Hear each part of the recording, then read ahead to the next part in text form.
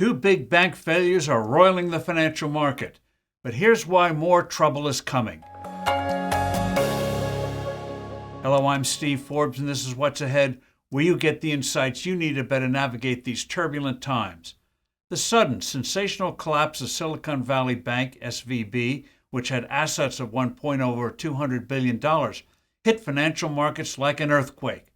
Worries grow about the solvency of other banks, a fear fueled as a second large bank was shuttered on Sunday.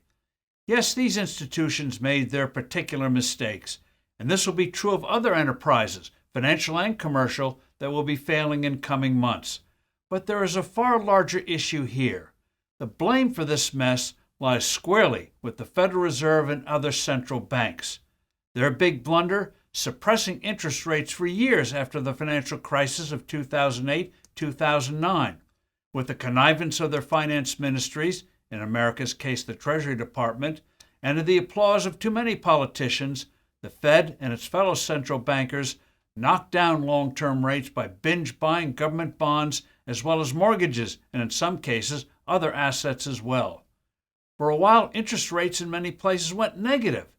Never in human history had the cost of borrowing money been so low. But as economists should have known, suppressing the price of something distorts the marketplace.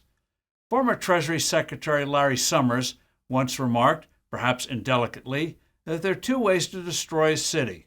One is bombing it, the other is to impose rent controls, which wrecks a normal housing market. What the Fed, the Bank of Japan, the Bank of England, and the European Central Bank did was to impose the equivalent of rent controls on the credit markets by purchasing trillions of dollars worth of debt securities. Countries' debts exploded. Politicians love being able to spend, and the cost of doing so not going up. It would be like a consumer putting $10,000 on his credit card and the monthly payments go down. Countless companies that could took on lots of debt. Then with the pandemic came an orgy of spending and corresponding money printing. But even before COVID-19, central banks were printing a lot of money.